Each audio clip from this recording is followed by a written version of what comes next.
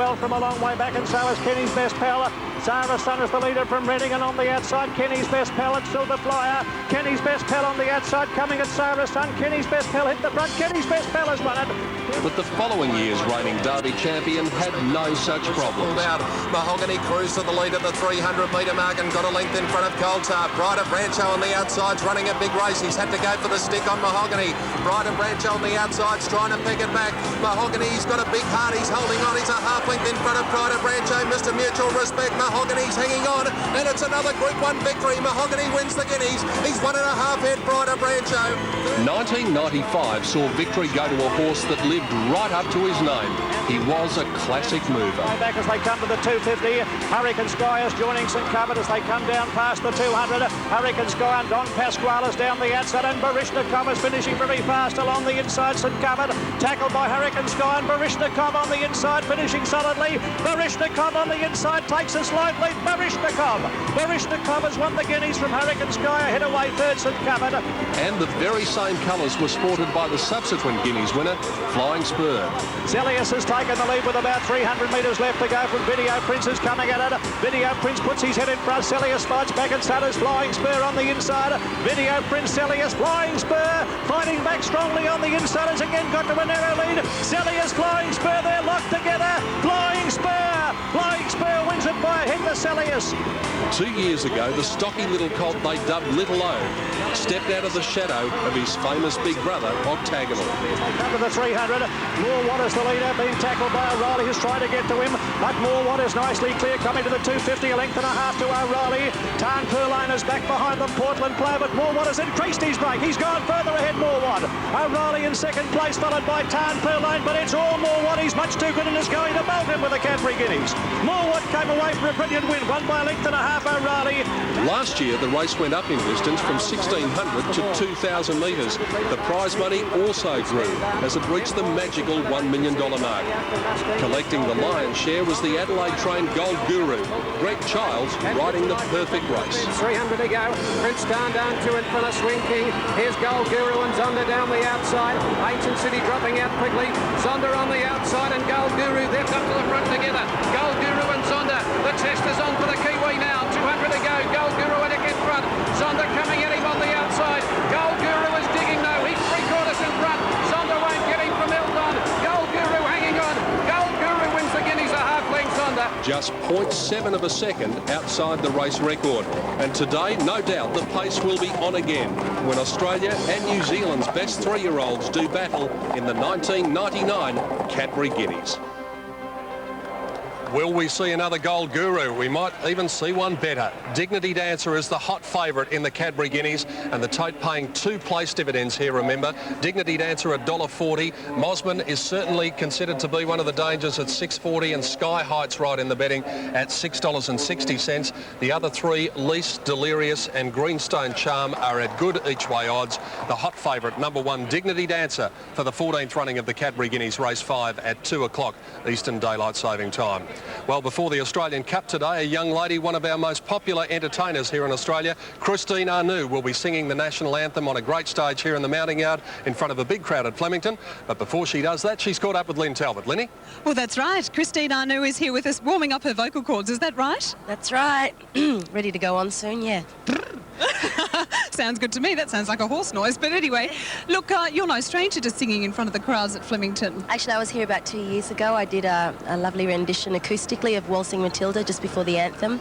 It was sensational. It was a beautiful... Actually, no, it was raining that day. It's pretty cold, but you've got Sydney weather up here at the moment, and it's been wonderful coming to Melbourne for the sunny weather for a change, not like rainy Sydney. Well, we're looking forward to hearing your voice. Now, tell me, you're working on Rent at the moment, which is just about to start at the Comedy Theatre, March 17. We're looking forward to that because it's had a good run in Sydney and great reviews. 3 months in Sydney. We'll do the same run in Melbourne as well. We've had fantastic reviews, and it's a wonderful show, so I really urge people to come along and see it more than once if you can. Now, you're playing a very interesting character. Can you tell us all about... It's Mimi, isn't it? Mimi. Mimi, she's an exotic dancer. She's 19.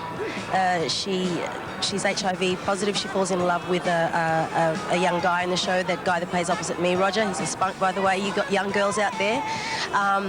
Yeah, so it's a it's based on relationships and friendships, and it revolves around about 8 different people in the show and the relationships that they have with each other. Now, I've heard it's very physical. You're in great shape, obviously very fit and raring to go with Rent at the Comedy Theatre. So good luck for Rent, and also best of luck. We'll all be listening at around 3 o'clock, just after 3 o'clock, before the Australian Cup today.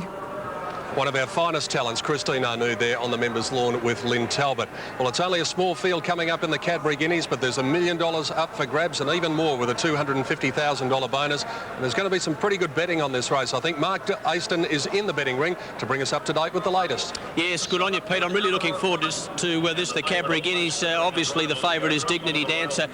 Opened up very short and also in the red, as you'd expect, Pete. Mosman second favourite, and you can get pretty good odds about Sky Heights, but no question about the favourite Dignity Dancer will be very hard to beat. Yes, he will, Mark Aston, and the youngsters are here and the hardened racegoers are here. They might be seeing a champion of the future coming up in our next event, the Cadbury Guineas. You're watching it live around Australia on Network 10, and after this break we'll be talking to a very special overseas visitor having his first look at Flemington. Everything's gonna be alright. Rockabye, rockabye. Everything's gonna be alright. Why don't you rockabye? Hey, rockabye, rockabye. Sheep. A picture postcard day at Australia's International Racecourse Flemington for the running of the 1999 Australian Cup. A big crowd in attendance, and they're about to witness the first of the features, the Cadbury Guineas, and there's all sorts of entertainment going on here. And I'm delighted to say a first-time visitor is a gentleman. Well, his voice has become very familiar over the last few weeks. He's been joining me in the commentary box at the golf here on Network 10. Alex Hay and Mrs. Hay. Anne has decided to join us, and I think I'll start with you because you're a bit of a punter. You've, backed 2 winners already? I have. I backed Episode and Simply True, and I was delighted. I'm not usually very lucky. Well, you are today. Alex, this is your first look at, as I said, Australia's International Racecourse. What are your impressions? Oh, I think it's magnificent. My first ever visit to Melbourne. I thought that I was just going to be in transit. You got me an invitation here, one that I couldn't turn down. I've heard so much about it from you, from everybody, the Melbourne Cup, everything that happens here. And it hasn't let me down. Even with my wife winning, I don't have to give her any housekeeping when we reach London. It's fantastic. That's even better. And you are, in fact, getting on a plane in just a couple of hours' time. Absolutely. We're on our way to Kuala Lumpur and then on to London to be in at 6 in the morning tomorrow, after 6 weeks, covering the golf in Australia. And as you know, we've had a lot of fun and a lot of excitement. It's been a pleasure to sit beside you in the commentary box over the past month or so, and we've really been impressed by the quality of the golf, and I'm sure you have too. I think that the fact that we've had 8 or 9 young men come through and win, you know, like debut winners, you call them over here, but yes. I think it shows the strength and depth of the young talent in Australia.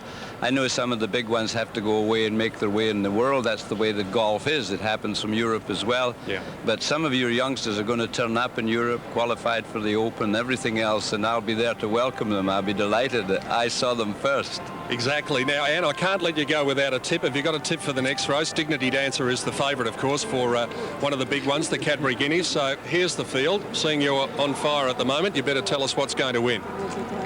Yeah, what do you think? Delirious. Delirious. We're delirious at winning all this money. We can't believe it. I'm sure you are, G. It's a pleasure to welcome you to Flemington. Have a safe trip back home. And Alex, it's been a delight to work with you. It's been a pleasure being with Network 10. Been fantastic. Thanks a lot, Alex. And Anne Hay joining us here at Flemington. Continued success. Hope you're back a few more winners. Thank you. Alex and Anne Hay. All right, the next event is one of the big ones, the Cadbury Guineas, and let's head to the track this week and see if we can find you the winner. There hasn't been much that hasn't been said already about the great 3-year-old gelding Dignity Dancer.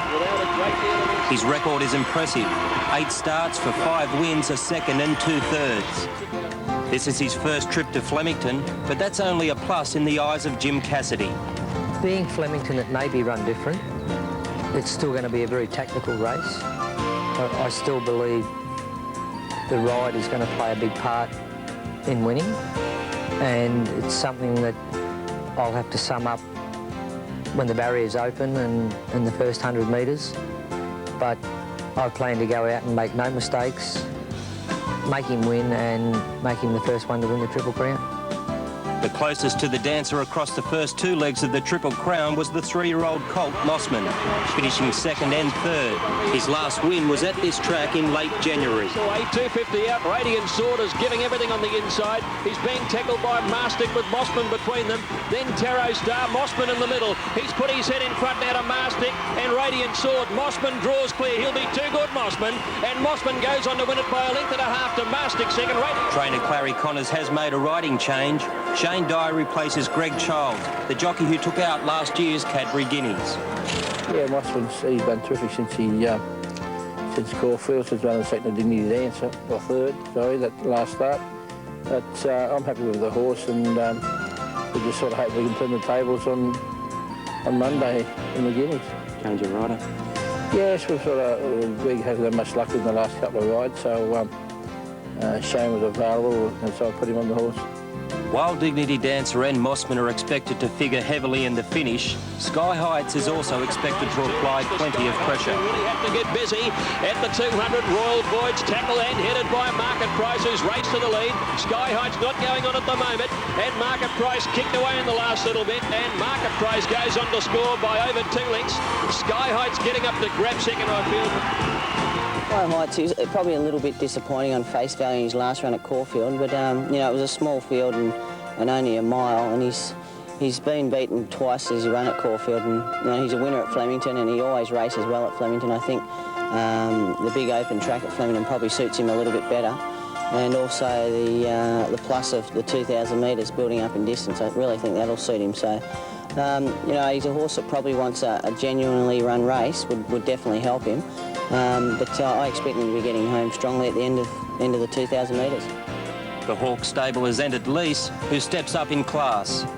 He's really good. He's only been here since Wednesday morning, and he looks fantastic. He settled in really, really well, and you know, he just looks fantastic. He's going to be, you know, he's going to be an outsider in the field, but he just mightn't be the worst horse in the race, that's for sure.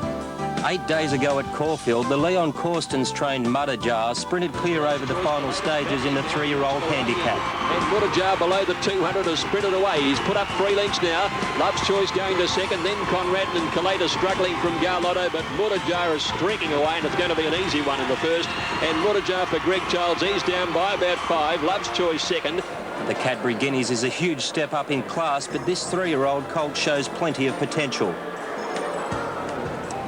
And there are quite a few horses that show plenty of potential, especially Dignity Dancer, the hot favourite here. And as we look down from the Whitman's Lightship at Flemington, runners are in the mounting yard. It's only a small field, but a select one for the running of the Cadbury Guineas. And there he is, the horse in line to collect the $250,000 bonus for becoming the first horse to win the Triple Crown. Alf Matthews, I think he'll do it. Well, Peter, I'll be extremely disappointed if he doesn't do it. I think people come to the races to see such champions like this. He's been unlucky his first 2 starts here, and I say unlucky, but he still managed to win. Yeah. He's had everything go against him. Last start, he didn't even then have everything go with him because Jimmy Cassidy lost his iron at the 200-metre mark. His leather broke. So, look, I really think he's the horse to beat, without question. Number 2 is Mossman. Now, he is going to represent one of the big threats. He may have been unlucky not to beat Dignity Dancer at Moonee Valley, but then at Caulfield, again, he had to chase him home. I think he's a better horse here at Flemington, though, Mossman. Yes, I think you're right. His form stacks up at Flemington very well indeed. Moonee Valley, he protested on 3 occasions, still couldn't win the race. He then went to Caulfield, got shuffled back a little bit and pulled a little bit during the run. Didn't suit.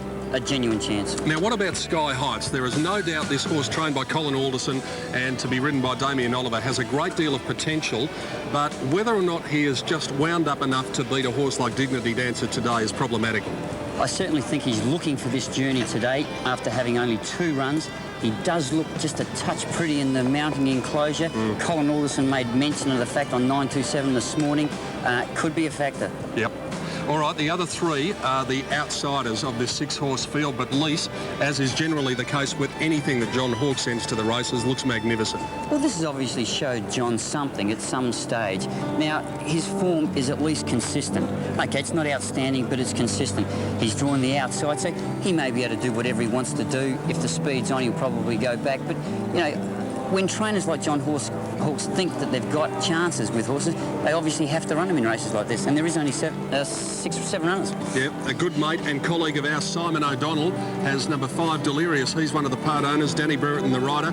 And this horse is trained by David Hall at Flemington, and you know him pretty well, and normally he's up on his toes. He looks a bit more relaxed today. Well, that's one thing that I noticed, Peter. He is a lot more relaxed today than what he has been in the past. He's by Bellotto. They do tend to get a little bit fired up at times, but he certainly deserves his place in this race. Now, the bottom one, Greenstone Charm, which is trained by Michael Moroney, we don't know much about it, apart from the fact that it wasn't that far away from Aerosmith at its last run. Yeah, I actually had the benefit of seeing that run, and it finished 2.1 lengths behind Aerosmith. So if you think Aerosmith has got some chance in the Australian Cup, you can't ignore horses like this. Dignity Dancer for you? I'd be disappointed if he gets beaten. Yeah, so will I. And they'll run over the 2,000 metres here. This race being run over this journey for the second time. But really, barriers are immaterial here at the 2,000 metres in a field of 6. It is going to be a race of tactics, though. Invariably, that is the case with Group 1 events and small fields. As they go to the gates now, let's get the latest from the betting ring. Mark Aston. Yes, Peter, Dignity Dancer still very, very solid, as you would imagine, still very much in the red. An interesting story, though, Greenstone Charm, you did mention him just then. There has been a little bit of specking for Greenstone Charm. Mosman and Sky Heights have both got the blows. Mark Aston bringing us up to date in the betting ring. There is the rider of Lease, Darren Gauci, heading to the stalls. We head to a break.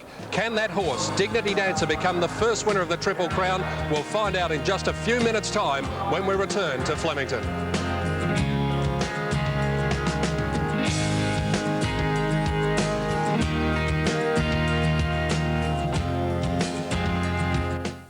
Good. Candidates at the gates here at Flemington for the first of our features, the $1 Million Cadbury Guineas, the 14th staging of this race over 2,000 metres, and Dignity Dancer looking for a $250,000 bonus in completing the Triple Crown. Big crowd here. Even the Seagulls have dropped in for a look. And so has Roy Higgins prior to the running of the first of our features. Yes, that's an interesting hackle. We see a lot of seagulls down the back, I can assure you. Pete, look, it's difficult to go away from the top weight here in Dignity Dancer. I've watched this horse make progress ever since he arrived here in Melbourne. He's a big, lean fellow. His coat has never been what I would call 100%. I would say his main goal this whole autumn would be the Sydney Derby. I think he's on track. I don't think he's 100% fit at this particular stage, but he's been beating these horses at that level, so there's no reason why he won't beat them again. Mosman has done a fantastic job. He's held his condition right through this campaign, albeit with no luck and hard racing. He still looked excellent in the yard. Sky Heights is only about 85 to 90% fit. The horse that did take my eye was number 4, Lease, from the Hawkes camp. No luck in Sydney's last start. I put him in my Quinella. I went 1, 4, 2 and 3, Pete, but 1 and 4 was my Quinella. The thoughts of the Professor Roy Higgins. They're filling the gates here for the Cadbury Guineas.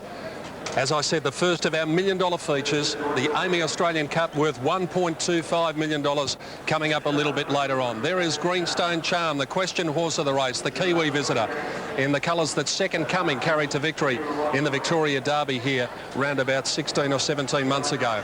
Can Colin Alderson win it with Sky Heights? He certainly won't lack anything in horsemanship with Damien Oliver sitting on his back.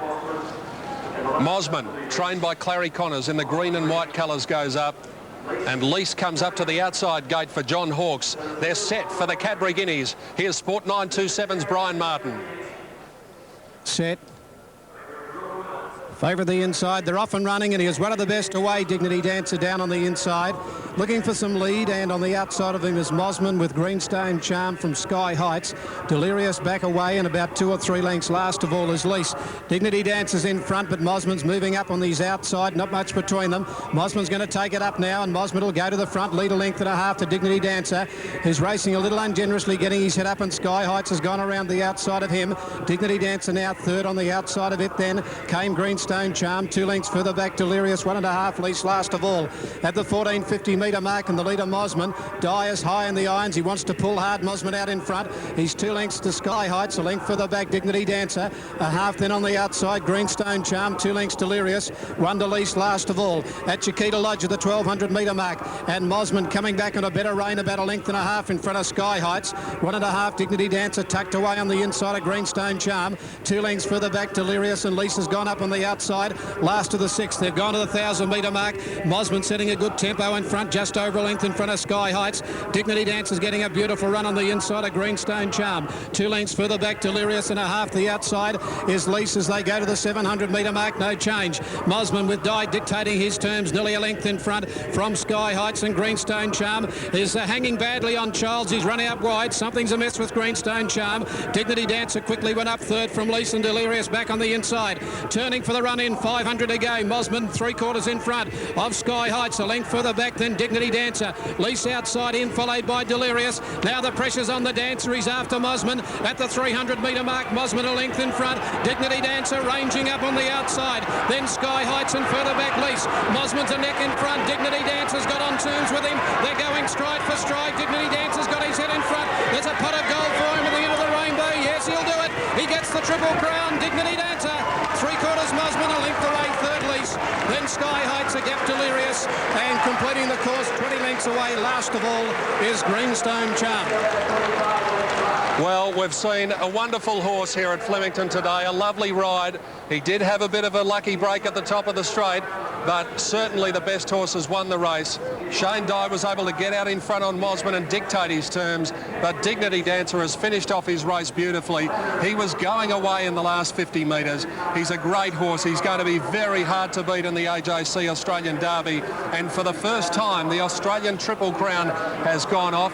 A few anxious moments, I would think, for the backers, Alf Matthews, but the unfortunate part of the race was when something went amiss with Greenstone Charm at the top of the straight, Jimmy was out and gone.